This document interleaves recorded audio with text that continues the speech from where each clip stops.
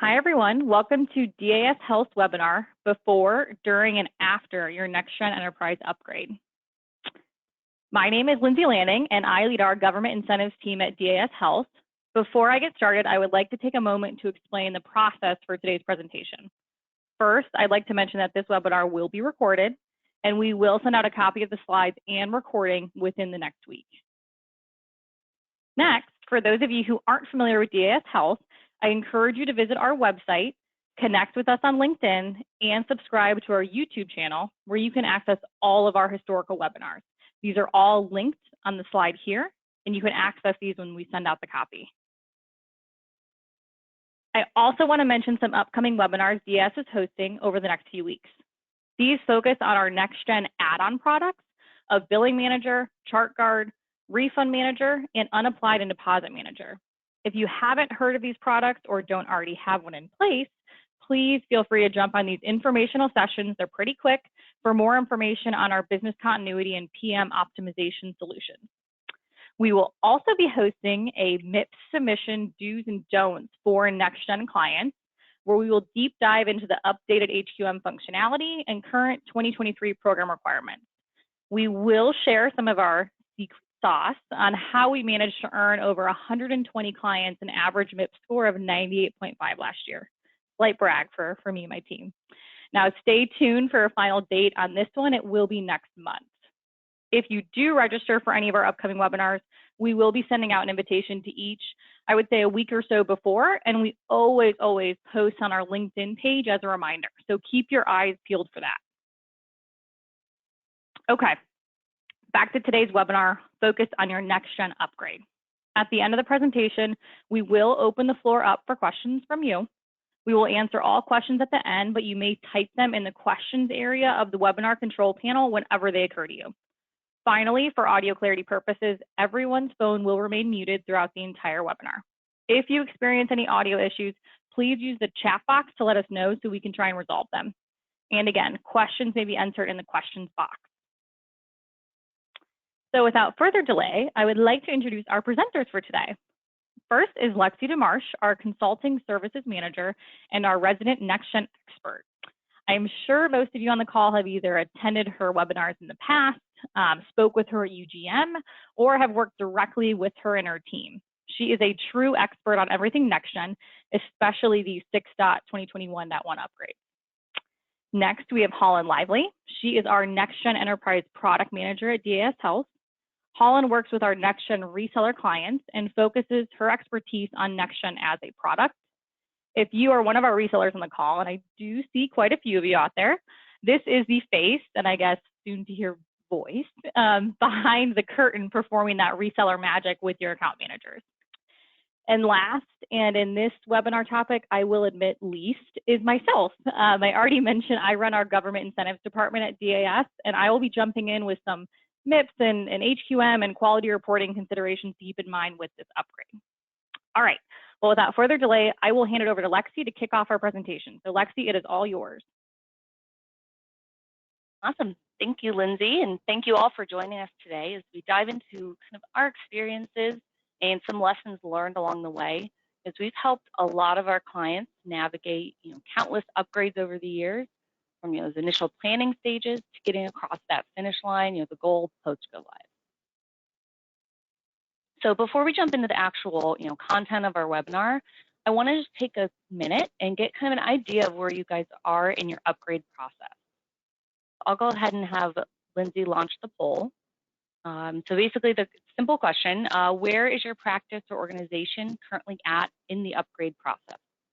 So kind of three options here. Are you planning for an upgrade in the future? And by future, that could be starting in a few weeks, few months. That could be way down the line, and maybe you're just starting to think about the process.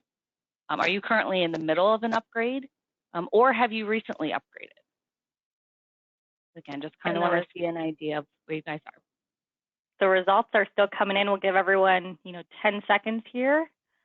Ooh, it's kind of wild to see it on the background. It started off really leaning one way, but we are teetering. Okay. All right, everyone, we'll give it 3 more seconds here, and we're going to close. 3, 2, 1. Perfect. And I'll go ahead and share those poll results. So Lexi, I don't know if you can see this on your end, but you can see, okay, perfect. So yeah, so it looks like it's a tie for planning for an upgrade in the future, or you recently upgraded. Honestly, it's a little bit of a tie, but it's pretty evenly mixed between the three. Okay, and that, and I would say that's pretty representative of a lot of our the clients that we currently work with. So awesome. Well, we have a little something for everyone, regardless of how you answer. But yeah, thank you for giving us that information. Okay, so let's move on to our actual content of our webinar today. So I want to start today, kind of in the most logical place. When we're talking about the upgrade process, let's start at the beginning. So, we often see practices, whether you need to upgrade or you want to upgrade, often don't know where to start, or what kind of factors do you need to consider. So let's go over some of the top items that I would always recommend a practice begins reviewing as soon as the word upgrade starts getting floated around in your practice. It's never too early to start. So the first item is a really critical one. That is the timing of your upgrade. So, depending on your practice, there's really going to be a multitude of factors that are going to dictate the best time to schedule an upgrade. Probably the number one question I get when starting the upgrade discussion with some of our clients is, how long is this going to take? And it's a fair question. An upgrade is usually time consuming. You can take staff away from other tasks. And it's often dictated by external factors. So, it can be viewed as something that, maybe you need to check off your list and get done. And I totally understand that. So on average, a typical NextGen Enterprise upgrade is going to take between 3 and 4 months. So this time frame really is to give you the most ample amount of time for project initiation, system upgrade preparation, all those technical considerations, that non-production environment upgrade, a PXP implementation if that does apply to your upgrade, it won't always, performing that gap analysis, and then the subsequent workflow review, upgrade of and PXP testing. You want to fully test out that upgrade before you move on. The upgrade training, and then finally the prod environment upgrade itself. So those are kind of all of the steps. Just kind of laid them out here that we again typically see take between 3 to 4 months. If a practice is implementing the PXP patient portal, that base implementation we see usually takes around 10 weeks. I do want to point out that often happens in conjunction with your NextGen core application upgrade. So won't necessarily take an additional 10 weeks. It usually is incorporated within that 3 to 4 month time frame. But it is an option to do that as a separate phase. So that 3 to 4 month estimate, that we just talked about, it does depend on a few factors. It's going to kind of be unique to each practice. So it's really important to understand, any external considerations that's going to impact your timeline. Besides when it would work for you. Obviously, internally, you're going to have your own ideal time frame and date, but there are a few things to consider. A very common requirement we're seeing a lot, especially recently, is regulatory requirements. So I'm not going to steal Lindsay's thunder. There's more to come on that in a few slides. We're also seeing some version support sunsets. So, NextGen only has the capacity to fully support, and continue to develop on and put patches out for so many versions at a time. So it's not uncommon for us to see as new versions come out, older versions will have their support sunset. So a lot of times, that means that the practice does need to upgrade. And kind of along the same lines, we often encounter groups that they have an issue that has just been bugging their practice, plaguing their workflows, and it has a break fix that is, really only solved by upgrading. You'll oftentimes get that response, back, this issue has been resolved in X version, we recommend upgrading. So that might be another reason, depending on what that issue is, you might need to kind of speed that timeline up. From a more internal perspective, I would also recommend considering blackout periods for some of those key milestones of the upgrade. So not just the actual production upgrade, which is what we typically think of, but those key times along the way. For example, things like vacation schedules of the staff, any office closures that you have, holidays are a big one where maybe your office is closed, so it's an ideal time to avoid. Any plan changes to staffing, if you're planning on hiring, if you have someone that's retiring and you need to replace them. Those are just some things to keep in mind. And again, not timing of just even that actual go live, which is very important, but also, some of those key dates like the testing and the training dates. You want to maximize the amount of staff that you have available, really to set all of them up for success. Finally, I would also recommend evaluating your historical peak busy seasons for your practice. So this is really going to vary by specialty, your practice locations, size of your practice. Even the best planned upgrades are usually going to lead to a little bit of reduction in productivity. So you want to choose a time frame that's going to have the least impact on your staff and on revenue. For example, we often work with pediatric offices. They want to avoid back to school time. Trying to handle an upgrade during this hectic time is a lot of immunizations, physicals. So let's not add on to the stress. So a lot of these groups will, if it happens to fall around there, they'll opt for maybe earlier in the summer or even wait until later in the fall. Just a few things to keep in mind when you're looking at timing. Another important way your practice can prepare for an upgrade, start identifying your upgrade team. So this is going to include both internal and external resources who will help you accomplish all the tasks that an upgrade entails. So often, I find that the internal is kind of logical, but people don't really consider who maybe you need to bring in from the outside to help you. You look internally, determine who should be involved. You want to include a variety of staff members so they can give input. You want to make sure you have buy-in on this upgrade from both, the clinical and the billing team. You don't want to leave anyone out and not get their input. Really, the more involvement you can get in the upgrade from the beginning, the more likely people are going to truly, buy in and feel like they had a say in this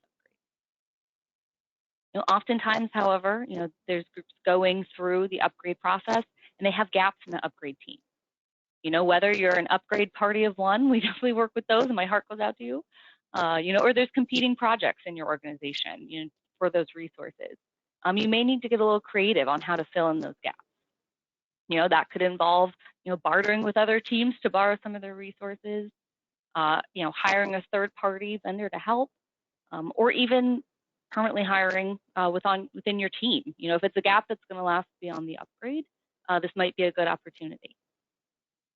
In addition, to who you normally think of when you're building the upgrade team, you want to make sure you're also considering, like I mentioned, those third-party resources or those external resources that may need to be involved or have input in the upgrade process. Again, like I said, these sometimes can be kind of an afterthought, but involving them from the beginning is going to help make sure you really cover all your bases and are prepared. These can include, a variety of vendors, consulting vendors, if you have, a third-party IT vendor, and those third-party, application interface vendors. So here we can think things like Phreesia, LabCorp, and Telechart. So any of those kind of vendors, you want to make sure that when you are planning an upgrade, you are communicating with these vendors. So any required changes, any timelines on their end, you have those in the beginning, so you can really factor those into your plan. So, as you're going through and building, that upgrade dream team, I wanted to provide a list of some of the common roles that we see during an upgrade. So keep in mind, the exact, number of roles, the number of people involved, it's really going to depend on your organization.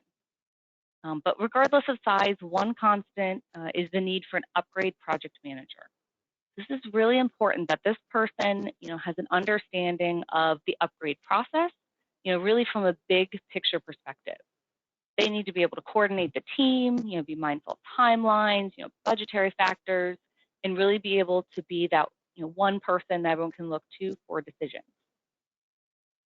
From a clinical perspective, I would also recommend a team lead and several super users. This is definitely one of those areas that if you're a smaller practice, you may just need, the one person. But with larger groups, multiple locations, it might be beneficial to have, additional super users that can kind of be an extension of the upgrade team within those locations. I would recommend the same kind of setup on the practice management side. They can really represent, the front desk and the billing staff, again, that lead and as many super users as necessary for the group. You're also going to need to consider who's going to be the main point of contact from the technical side. They should really have, complete system access, knowledge of your setup, because they're going to need to be able to provide input, help others get access to the system as needed, troubleshoot, things like that. In addition, depending on how customized your practice is, you may find yourself needing a dedicated development resource. So this person will need to have an understanding of what template and document customizations exist today in your system, and be able to recreate those, if those are necessary to be brought forward with the upgrade. If there are minimal customizations needed, this role oftentimes can be filled by another member of the team. So not necessarily needs to be a dedicated resource, again, just depending on your practice. Another consideration for the upgrade team will be the training resources. So these resources are going to need to have a really good grasp on those future state practice workflows, which we'll talk about here in a little bit, as well as all those new features and functionalities you're going to be incorporating. So, oftentimes we see those EHR and PM super users are going to also act as the training team. So again, there can be some overlap in these roles.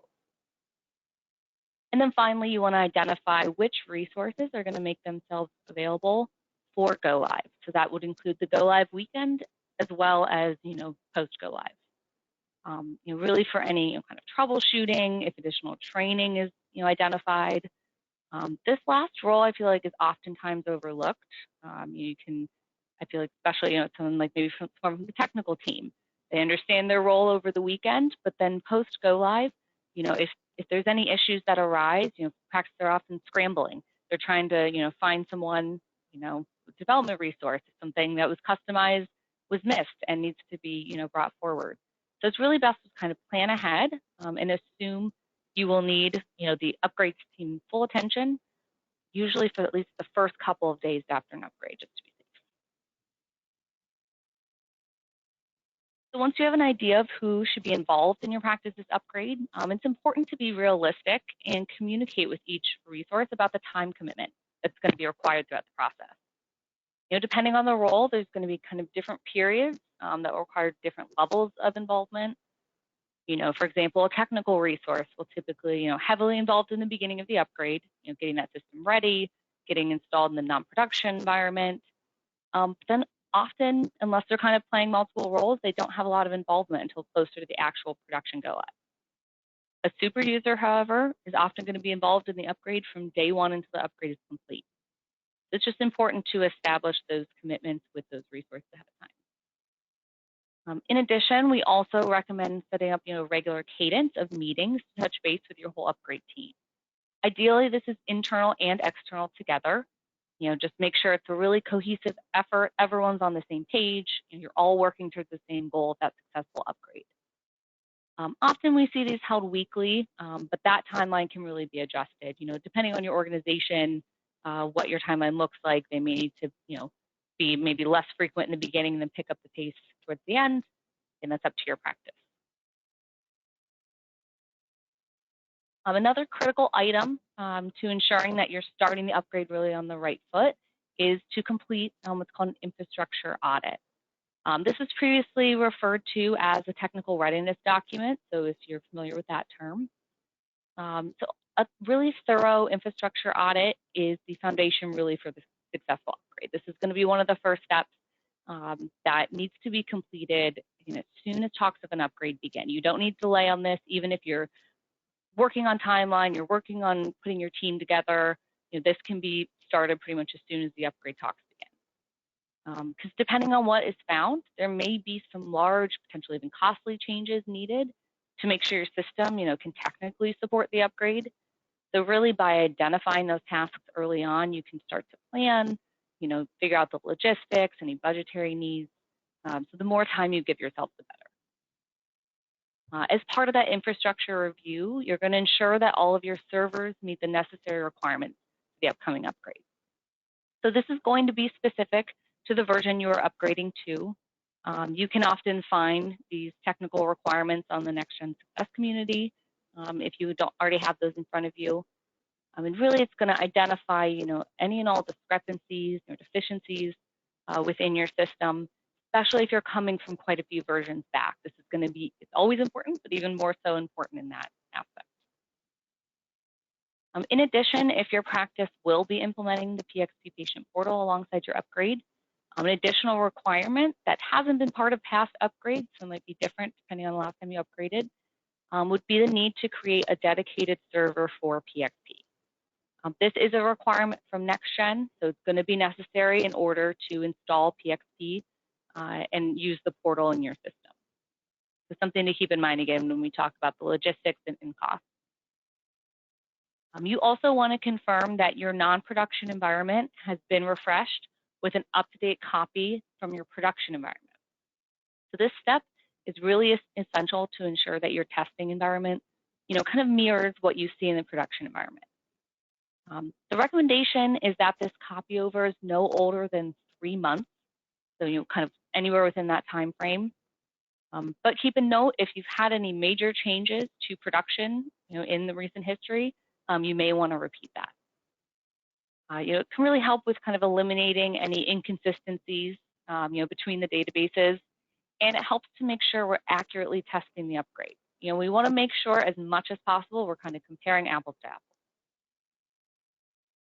Another technical requirement for an NextGen upgrade, it also involves the PXP implementation, is the installation of an API.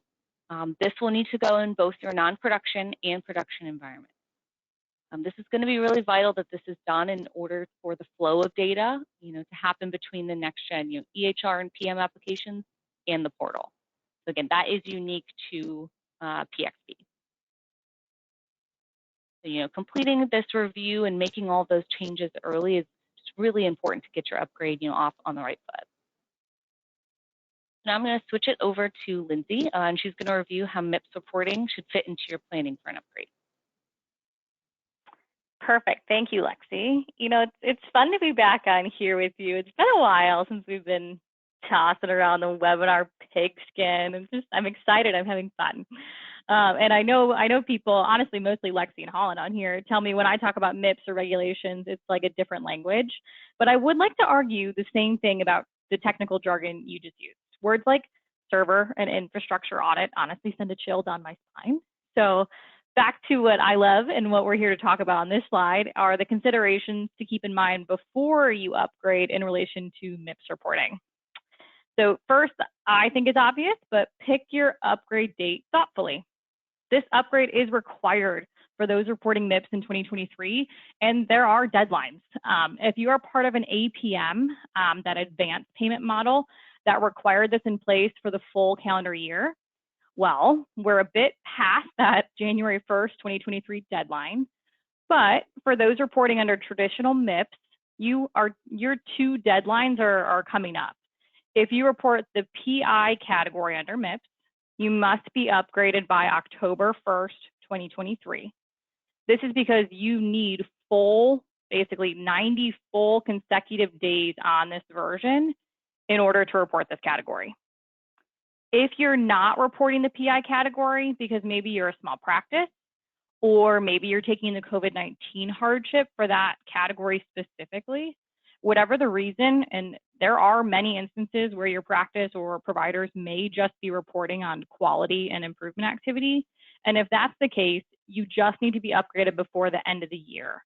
And that is for quality reporting. The improvement activity category does not require CERT or certified EHR technology.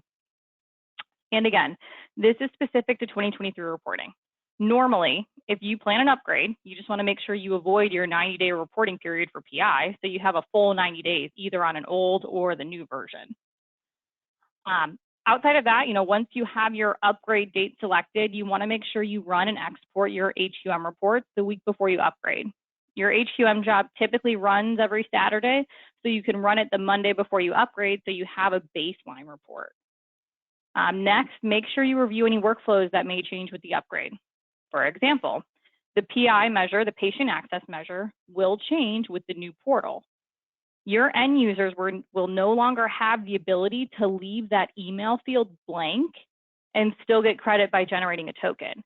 Now you will need to input either an opt-out email to get credit, and you also have to consider turning on automatic invites.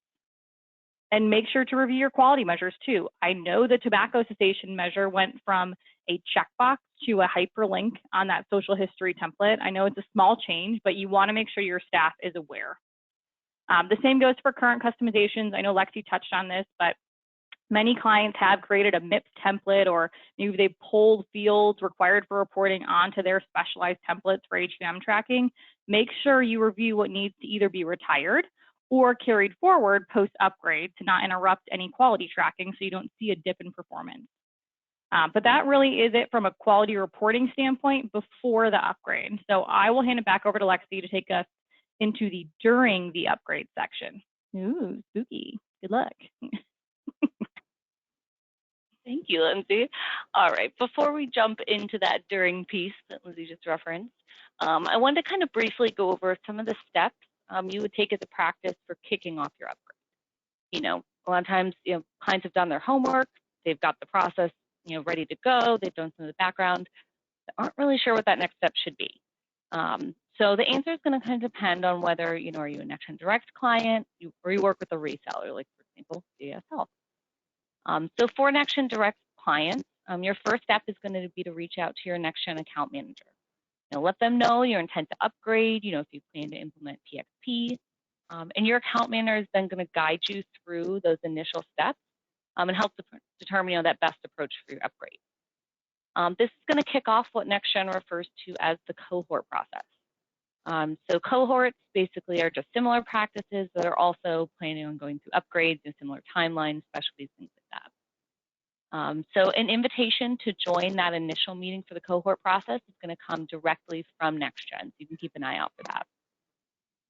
After you attend that initial cohort meeting, which to say it's still a requirement, your practice is going to undergo that infrastructure review I mentioned previously, and then you can start scheduling for the upgrade. So again, that was if you are a NextGen Direct client. If you do work with us as a reseller, you're going to start by reaching out, and similar, but to your account manager to kick off that process here at DAS.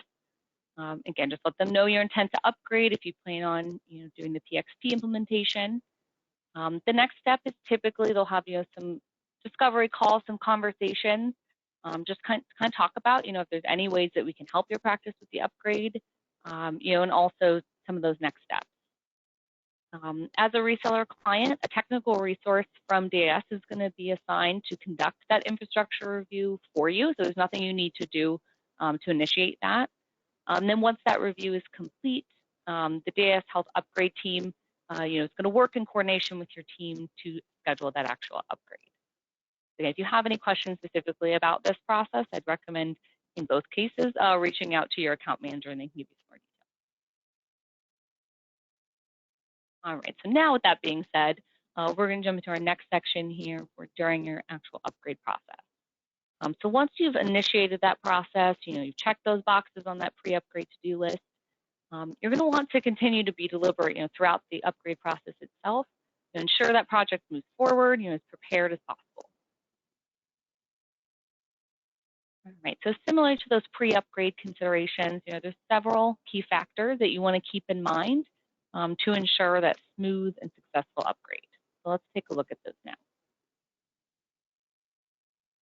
So one of the first steps after establishing the upgrade project plan and the timeline, is to go ahead and communicate that with your staff as soon as possible. Providing ample notice is going to allow them to adjust their schedules, plan accordingly, and ensure that critical staff is available and are aware of what's upcoming. Identify critical dates throughout the upgrade process. So, this typically includes things like testing, training, importantly, go live. So that should be something that you are establishing early on. One of the first steps typically for the upgrade. And then consider implementing blocks on, vacations, time off requests, things like that for staff that are really vital, during those, crucial times. When it comes to scheduling, it's highly recommended that you look at reducing schedules during those first few days of post-go live. For example, we often see a lot of practice, maybe we'll do like a 25% reduction in schedules for Monday through Thursday post-go live. This is important for a few reasons. First, it's going to allow for really focused attention on addressing any immediate issues or break fixes that come up after the upgrade. It also allows your staff some time. They can adjust to the new workflows, any changes, without really feeling that they're overwhelmed and having to see patients back to back. And also, it allows your users to take advantage of any dedicated support that you have during, that initial adjustment period after the upgrade. So that amount that you're going to reduce schedules is really going to be custom to your practice. Your practice and your users best. We all know that even the best laid plans can change. Can go awry at times. So while we always try to minimize them, there are going to be times throughout the upgrade process, where a change in scope it's just necessary. It has to happen. So, we try to start with a solid project plan, really consider all the factors, from beginning. It's going to make managing that project easier. But, as requirements, the priorities evolve as the project unfolds, you might find that changes are necessary. So a couple things to keep in mind when you have changes to scope is first, communicate those changes as soon as you can with all involved individuals. So again, I'm going to recommend that from both the internal and external project team. Just again, making sure everyone is aware of what has changed and why. Depending on the extent of those scope changes, you really should also determine is a change in timeline necessary. If the change is large enough and it's going to really impact the timeline is just not really feasible, you may need to make that decision if you need to push that prod go live date. Again, as Mary mentioned, communication of that as soon as possible is really key. By identifying those scope elements early, communicating those changes as soon as you can help make sure that your upgrade keeps moving even if things are changing last minute. Another important yet often overlooked, or I should say not focused on step to the upgrade process is really evaluating what your current workflows are going to look like and how you can evolve them to fit that post-upgrade world. There are several documents that NextGen provides for each upgrade that I would highly recommend checking out. They outline the new features and functionality so your practice have an idea of what to expect. These include the release notes. So that's really going to give you, an itemized list of all of the changes, break fixes, everything that you can expect in this upgrade, as well as the day one impact document. So that day one impact document, if you're not familiar, it kind of gives you a little more condensed list of any items that require some configurations, maybe additional considerations. So they're not so much just kind of the plug and play features. They will, as the name implies, have an impact day one. So you're going to want to make sure that you're reading through those and identifying what that's going to mean for your practice early on. I also always recommend taking a little bit more of a holistic view of this upgrade and your workflows. So what I mean by that is don't just look at what's new with the upgrade. Take this as an opportunity. Look at pain points. Look at areas in your current practice workflows that could really use improvement. This is a really great opportunity to incorporate all of those changes. It's really going to benefit the practice in the long run. And change is hard. Nobody likes change. So let's take advantage of this. Blame the upgrade.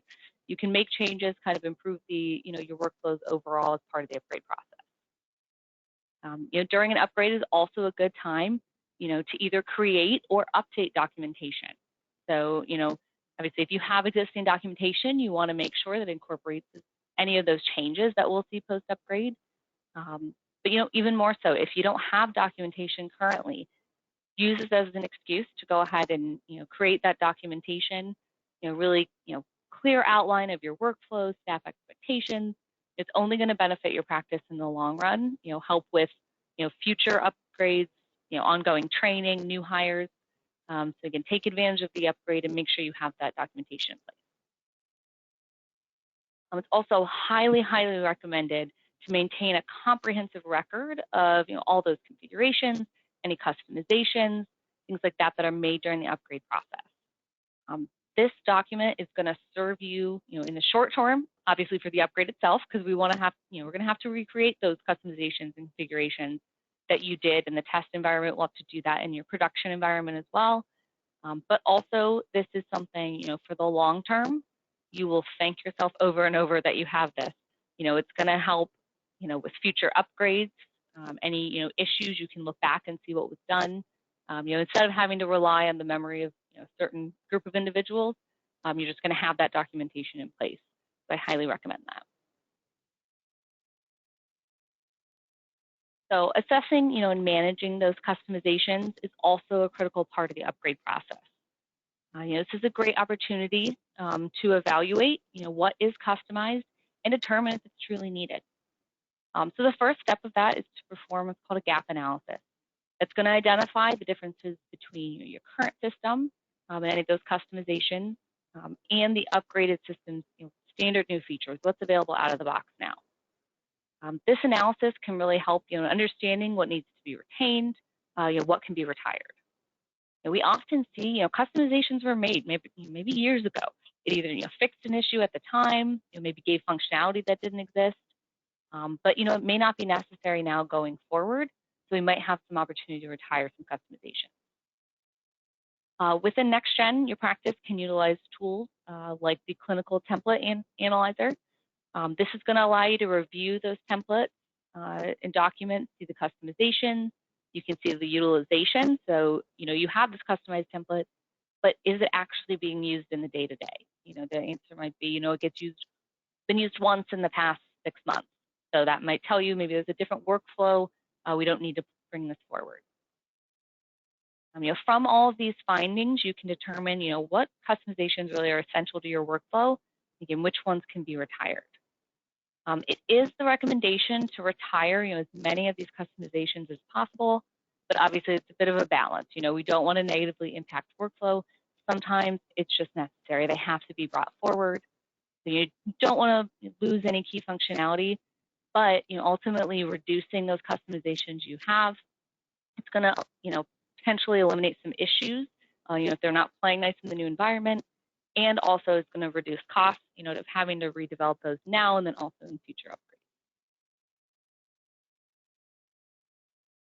So another important step in the upgrade process is to really establish a good upgrade testing plan. So this is another item that I see that some groups often overlook or don't have a very comprehensive plan. They just kind of tell users, hey, go out and test, which if they know their own workflows, that's fine. But really well-structured testing plan, it's really going to help you vet out any issues, identify any outstanding questions or maybe workflow gaps that you didn't really identify in the beginning. And having that standardized across your testing team is going to really help benefit you the most. There's no need to really reinvent the wheel here. I always recommend that practices start with the testing plans that are provided by NextGen. That's kind of your foundation. They release those for each upgrade. And that, again, just kind of gives you a comprehensive view of testing. And I do recommend you go through as a practice and kind of review the items on those test plans. So they can be pretty lengthy. So you can go through and you can remove. Some of them are very specific to specialty that might not apply to your group. Some of the tabs, might have some functionality that you aren't planning on implementing, so you can remove those. So the more you can go through and make them really focused to what your practice actually uses on a day-to-day, the better off you're going to be. The goal here is really, ensure that you're utilizing that staff time efficiently and having them, concentrate on workflows that they're actually going to see in a day-to-day. And one final note on this, if you're upgrading from multiple versions back, so, maybe you're coming from 5.9.8.4 and going all the way up to the new spring release, I recommend that you combine all of those relevant test plans. So again, there's going to be one for each version that's put out by NextGen, and it is going to include, what specifically was added in that version. So you want to make sure that you're creating that combined list, so you're really capturing, all the items that potentially could need attention. So as we discussed, in an earlier portion of the upgrade planning process, choosing the upgrade team is so vital to the upgrade success. That the testing team is no exception. You're going to want to ensure that you have all aspects of the NextGen applications are tested comprehensively. So I'd really recommend involving team members from different roles. You want a really well-rounded testing team. So for example, this would be some users from the management team, your providers, You want from both the EHR and the PM side, so the clinical staff as well as the front desk billing. So that way, the more variety of workflows that you have and are tested, the better. I also highly recommend working closely, with those individual members of the testing team. Really make sure they have a clear understanding, what their responsibility is for the testing, as well as establishing timing.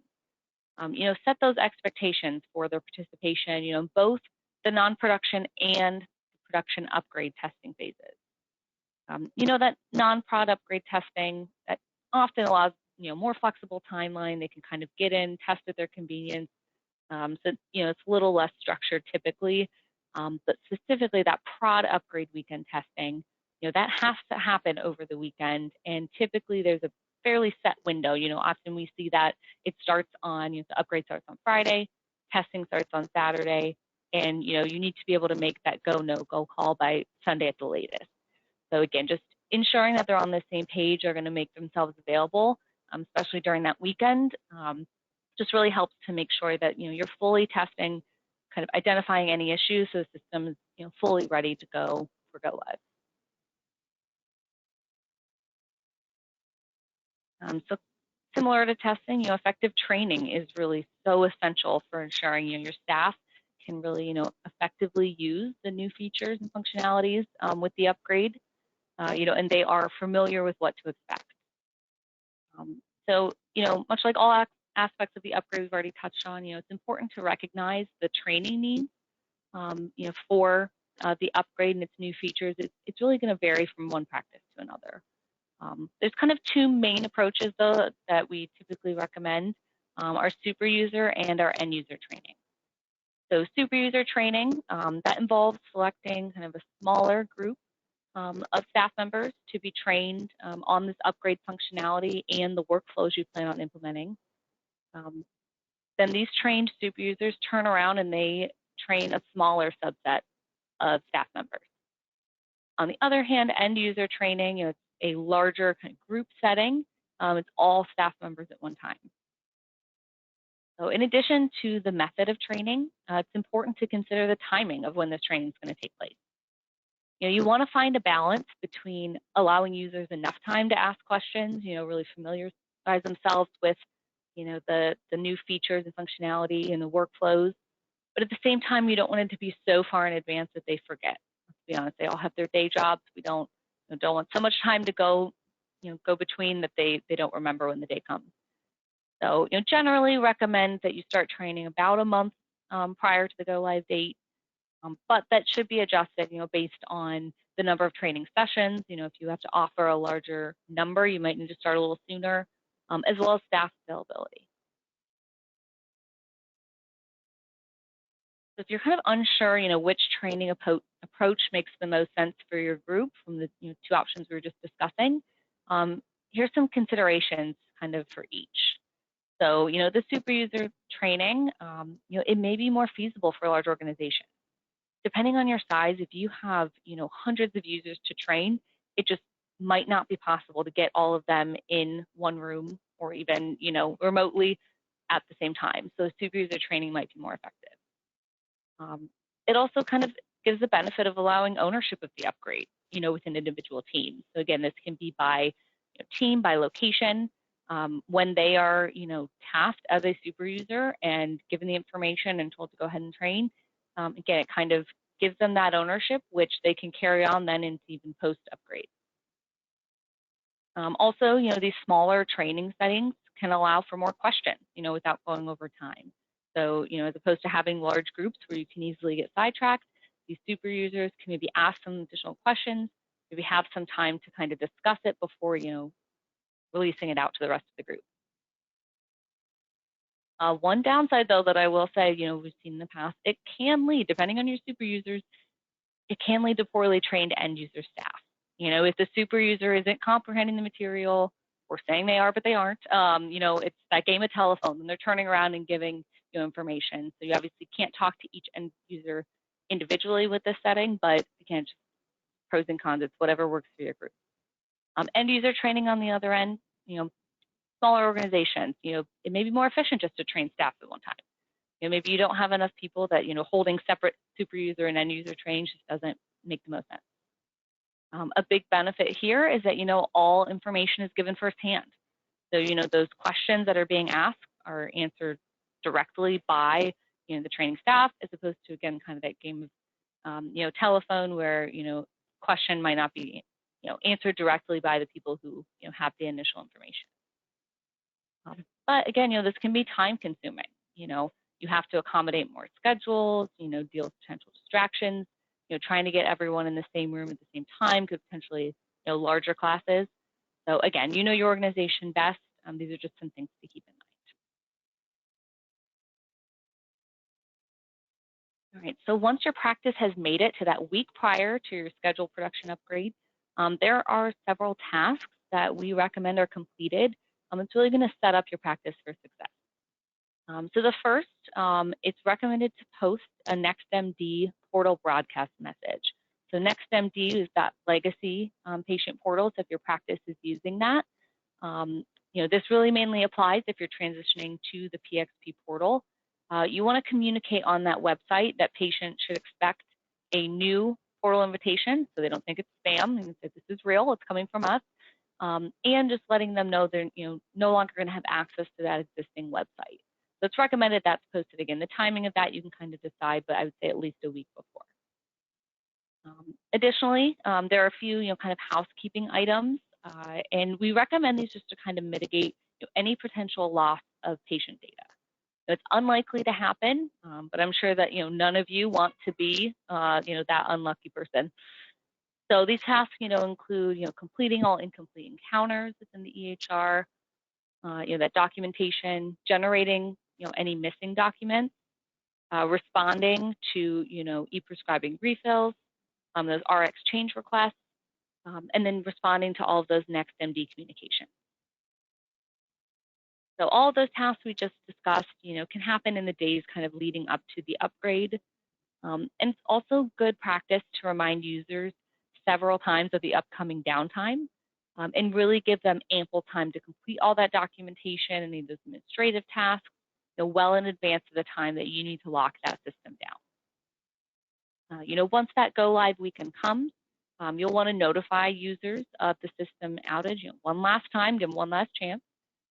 For any of those stragglers that are just not getting the memo, you'll want to go ahead and log them out of the system and then also ensure no new logins by putting the system in maintenance mode. We want to make sure that no one inadvertently logs in and causes any disruptions to the upgrade.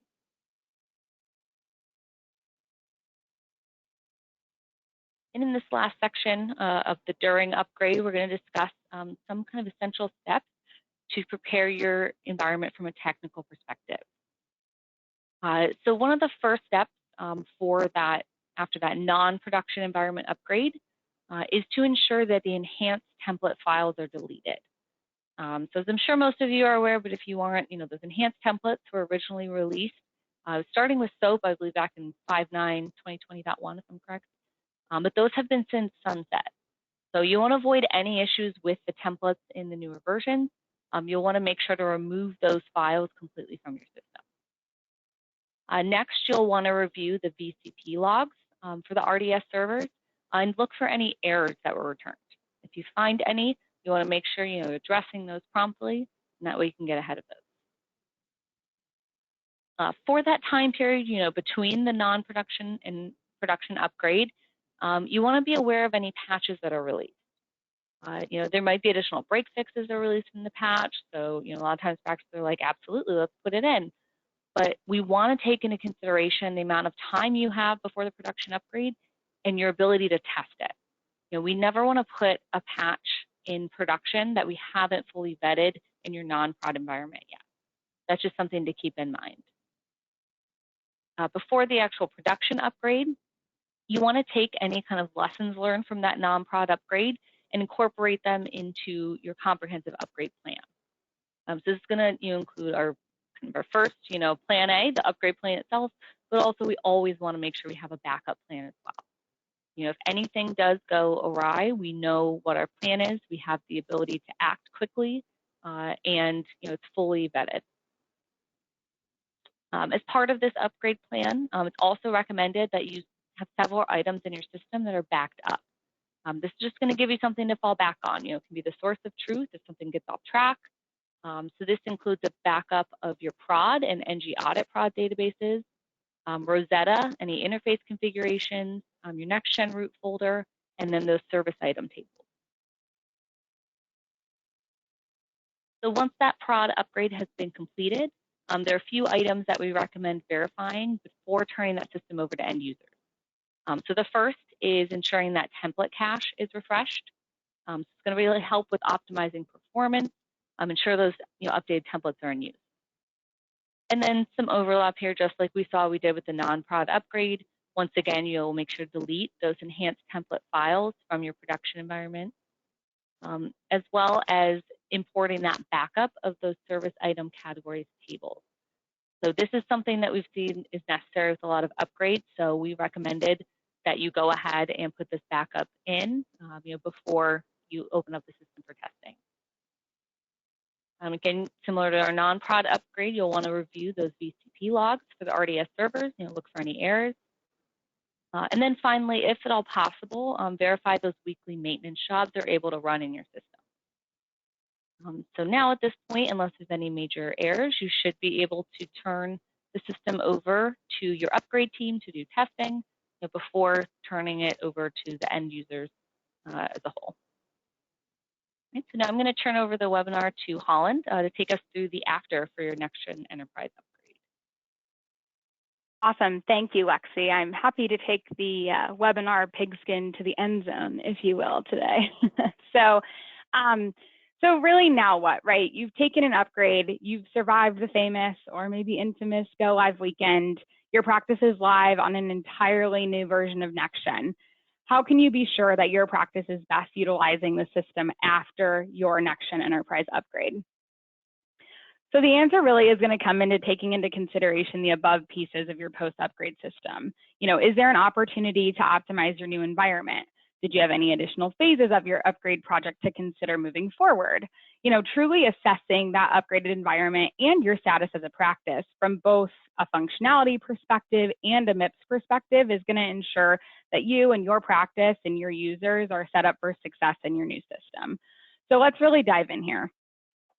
So the first major consideration that we want to make sure that's on anyone's radar following your NextGen upgrade is making sure that you're truly optimizing your upgraded environment and everything that it has to offer. Once that upgrade is live and your system is in the height of its upgrade, but it's kind of starting to come to a plateau, you're really getting into the groove of things, you have an opportunity to really evaluate your workflows. Are there opportunities that are now available to you to improve the flow of the visit? Is there any new functionality that your practice maybe chose to forgo as a new feature upon go live? That's maybe something that you're able to consider now that you have a little bit more time. We see clients all the time trying to digest everything that's included in the new versions, and we'll be the first to admit it's a lot. It's totally okay to acknowledge a new feature during the upgrade process that would be great to implement down the road, however, might just be a little bit too much to think about because there's so many other elements of the upgrade process going on. What we don't want to happen is that new feature functionality is forgotten about. So an evaluation of your system post-upgrade allows for the ability to take an internal look and answer the question or say, we weren't ready for it then, but we are now. And always remember, that's a fluid assessment. There's opportunities days, weeks, or even months following your upgrade to fully assess and consider options for functionality enhancements that maybe weren't right at the time, but could be now. There's also an additional opportunity to assess if there were any customizations that were maybe retired, but are found to be needed. Maybe you were looking at transitioning into a more out-of-the-box approach with the recent upgrade, but some of those customizations might be difficult to replace, and that's okay. That's the beauty of the NextGen Enterprise solution, is that those can always be revisited post-upgrade. So really, taking a look back on your practice following the upgrade and ensuring that you're really optimizing the newly upgraded environment and everything it has to offer is crucial when considering how best to approach, your post-upgrade life. So another huge consideration that we want to take is understanding your practice's options and plans for implementing any additional phases of your upgrade project. Many practices choose to phase the upgrade plan as to not overwhelm their staff or their budget. And that's totally okay and even recommended in some scenarios. But it's crucial that following your core upgrade, you're set up for success with any additional phases that you may have identified that will need addressed post go live. So really just, confirming that your practice has a solid plan for these additional phase go lives, including things like a detailed upgrade plan, a specific project timeline, and specific project dependencies are all going to ensure the success of your approach post go live. So I'm going to pass it back over to Lindsay because we know she probably has a great advice for her MIPS reporting. So Lindsay. Of course, I was going to say, and last but not least in this instance, we're back to MIPS reporting post-upgrade. So the first thing to check is your HQM job. Make sure your job ran successfully. And don't just log in and look at the last process date on the home screen. That's going to deceive you. You actually need to take your mouse and hover over that date so you can see what's called the last data date. That will tell you if the data was truly updated and refreshed from the report server. I have had some clients who've had issues post-upgrade getting the HQM job back on track. Usually it's a connection issue or they just had to uninstall and reinstall on the server, so start here. And you don't really have a choice but to start there because my next recommendation is to run your reports and compare it to your pre-upgrade report, which you can't do unless your HQM job ran. So compare your reports, make sure there are no massive drops in scores or really any zeros showing where there weren't before, and keep an eye on these over the next few weeks to identify any changes in workflow or maybe issues that pop up that you can address them early. Next, if you are reporting PI, go ahead and reset your PI reporting period in the HQM. Again, for 2023 reporting, you have to be on this upgraded version, so you need to go in and reset your 90 days to after your go live date. Then you can go ahead and visit the Chapel website and search NextGen Enterprise and save down your new certified EHR technology ID for this version. 6.2021.1 is 2015 Cures certified, which you, again, will need for submission, and you'll want to export that for your audit binder. Once you have all of these things done, go ahead and give yourself a pat on the back because you're on the right track for successful 2023 reporting. Okay, we have one final poll for you now that we have reviewed the upgrade process in full. And our question right now is, where do you feel you lack the most help or knowledge? So I'm going to go ahead and launch this poll now. Is it in the upgrade project management portion? Maybe it's the technical readiness, servers. Maybe it's the template document customizations. Maybe it's incorporating those new features into workflows, going through that optimization process Holland just mentioned. Or maybe it is go live weekend planning or that post go live support. We did select all that apply. There is no right or wrong answer. These are anonymous and we are not here to judge. Honestly, this helps us understand where we can focus our future webinars on, and of course, how we can better assist our current clients. So results are coming in. Let's see where everyone stands. We'll give it just 3 more seconds here. So 3, 2, 1, I'm gonna go ahead and close, and I will go ahead and share the results. Awesome, okay.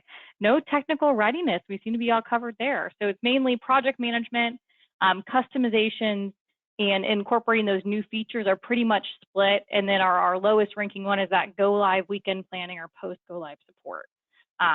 So good for us to know, from the PM standpoint, but also really kind of diving into more of those, end user customizations and new features.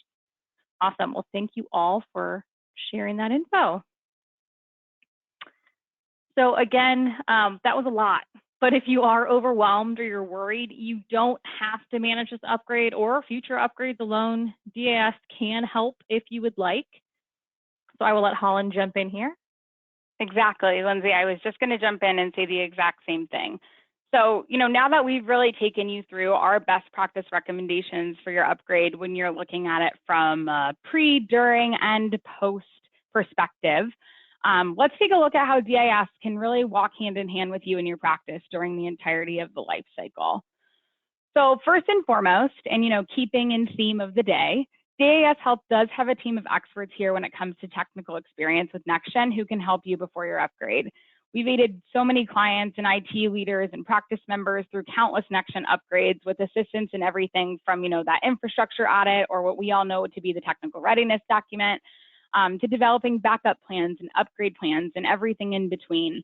We're incredibly prepared and positioned to assist your team with the technical preparedness piece of your upgrade process because we have an extensive history here with NextGen, their upgrade requirements and processes, and we do have a specific ability to dedicate ourselves to your success.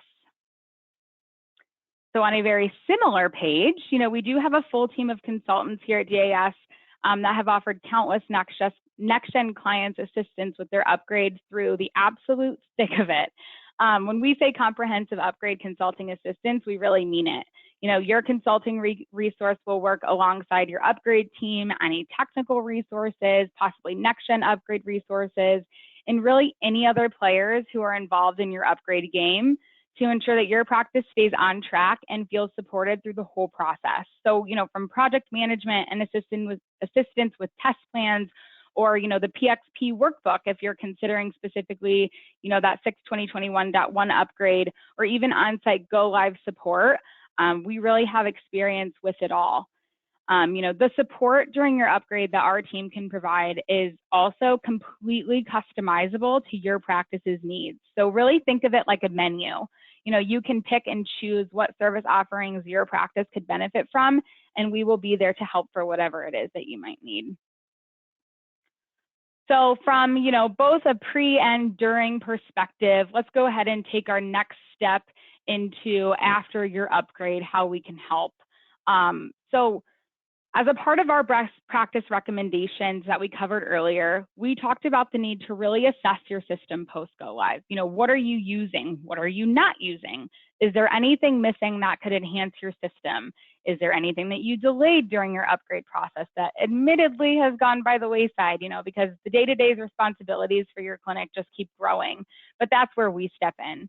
Our team offers a comprehensive 4-day on-site workflow assessment to provide best practice recommendations based on our historical understanding of the NextGen EHR and PM systems, as well as the new features that are released with each of the new versions. So before we go on site, we'll spend time understanding where your practice really needs evaluated. That could be front end, back end, clinical documentation processes, billing processes, anything in between. And we'll customize our review based on your practice's needs. We'll spend the time on site really understanding how your practice utilizes NextGen in its current state, and also beginning to craft what our recommendations would be to optimize the solution at hand. So we'll then provide that recommendations deliverable following the on-site visit so that you and your team can make an informed decision on the best go-forward solution for your practice. So with all that being said, I know Lindsay also has some incredible opportunities to assist those of you on the call as well at any point. So Lindsay, I'm going to let you take it away one last time. Perfect. And I know we're short on time, so I'll keep it short and sweet. My team here at DAS does anything and everything MIPS.